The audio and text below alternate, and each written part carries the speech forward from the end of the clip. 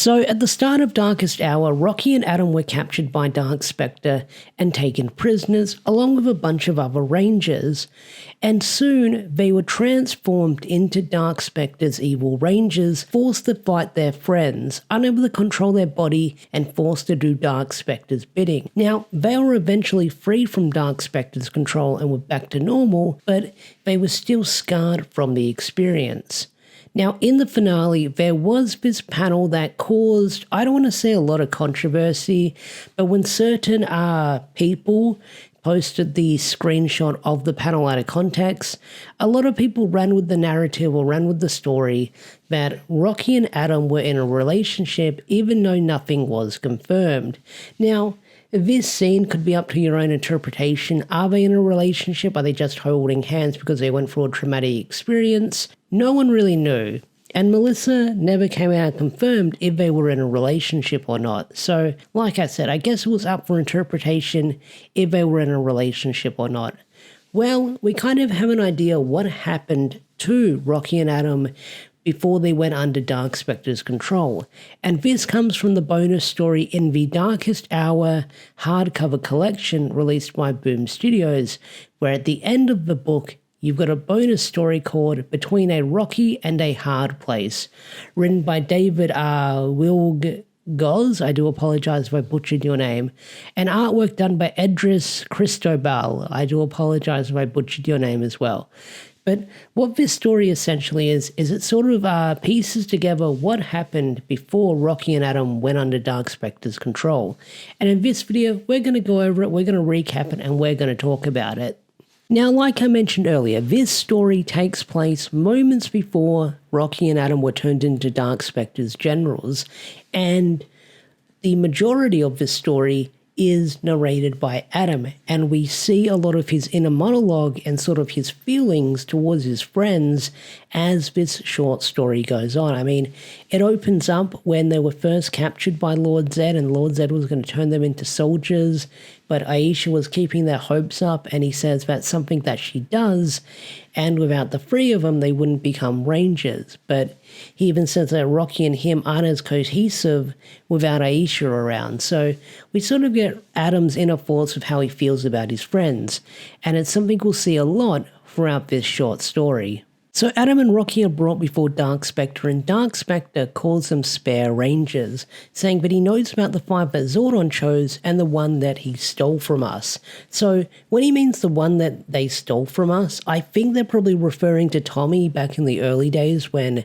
they managed to steal Tommy from Rita, or, you know, Tommy joined Zordon's team in the end, or they could be referring to Matt, because Matt was brainwashed by Mistress Vile at the time, and eventually around these issues, or in between these issues, he did snap out of it and become good again. But Dark Specter asks Rocky and Adam what makes them Rangers, and Adam says, we don't care what you think of us, but Dark Specter says that will change because you're not Zordon's Rangers anymore, you're mine.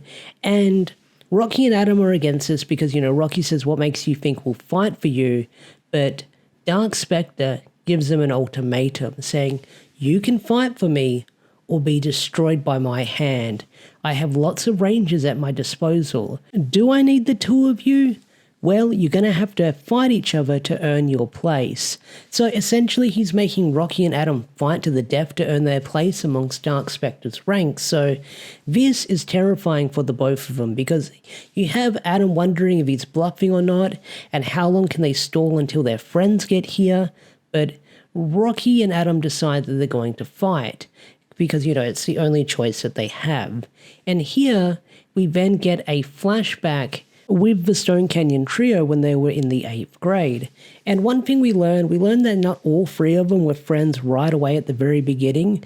It was sort of one of those weird situations where you're friends with someone, but they're friends with someone, but the whole group isn't really connecting because you've got Aisha and Adam being best friends, and Rocky and Aisha were friends as well. So, you know, you hadn't really had Rocky and Adam becoming best friends yet because, you know, they didn't really vibe together. They didn't really get along at first. But Aisha, like Adam said at the start of the issue, like if it wasn't for her, then him and Rocky wouldn't be best friends. But, you have this line from Aisha by saying, look, both of you make me smile in different ways, but you're both my favorite people. I'm going to keep hanging out with both of you no matter how weird people think you are. And you have this line from Adam by saying, people think I'm weird, but he doesn't really say the whole thing. He's like cut off halfway through. But Aisha says, people think all three of us are weird, Adam, but it's why we're going to need all the friends we can get when we go to Stone Canyon High next year. So what do you say? And that's where that flashback ends.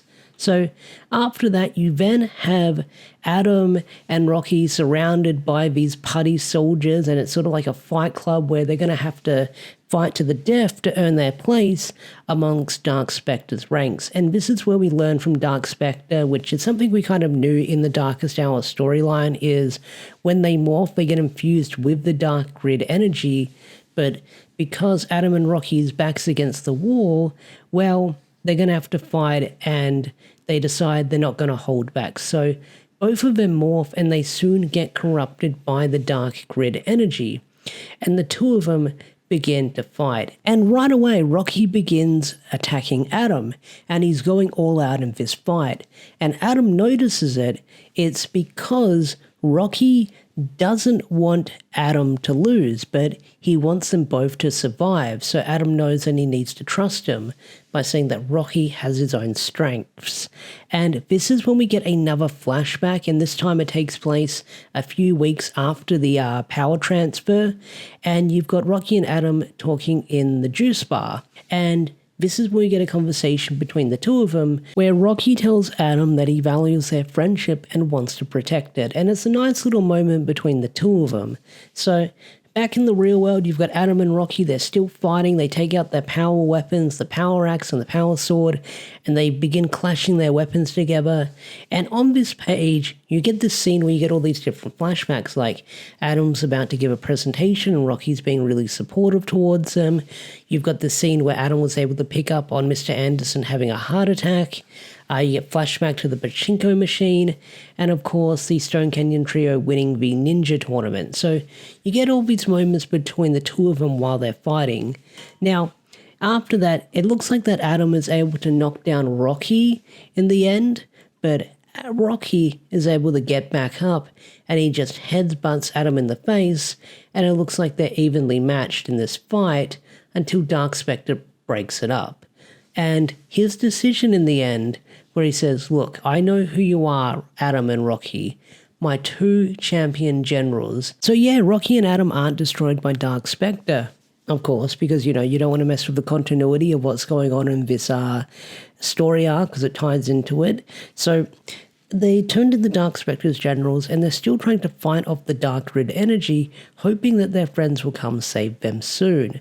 But eventually they're overcome by the Dark Grid energy and say that their friends will never know what will hit them. And that's where the one-shot ends. So overall, this was a pretty good one-shot. I mean, I wasn't knowing what to expect going into this one-shot because, you know, usually when these are announced, we just have a title to go off by, and then when it's announced, we have an idea. But overall, this was a nice little fun story because it kind of fills in the gap with what happened to Rocky and Adam when they were turned into minions for Dark Specter, and it kind of paints an idea of what they went through and sort of like the trauma they faced when being corrupted by Dark Specter because, you know, I don't know if Melissa wanted to put this in like the story, but there wasn't enough room or didn't have enough time to tell it. But this is a pretty good story that fills in the gap of what happened between the two of them because, you know, there is that line mentioned by Billy that they're sort of recovering from everything that's going on. So this kind of does make sense that they're still sort of getting over the trauma that they went through when they were corrupted by Dark Specter. Now, does this sort of add to the scene that we got at the end of Darkest Hour where they hold hands in the end? I don't know, like I said, that's up to the reader to decide whether you think they're in a relationship or not, or they're just two bros holding hands. That's totally up to you, because like I said, as the time of recording this video, Melissa hasn't really made a statement on it, and I don't know whether she will or she won't, but hey, it doesn't matter. Like I said, it's up to interpretation. Just be careful where you see that interpretation from, because, there's a lot of bad faith people out there within the community who will post a lot of clickbait and articles that do little to no research. So it's up to you to sort of make up your own decision what you decide of that panel.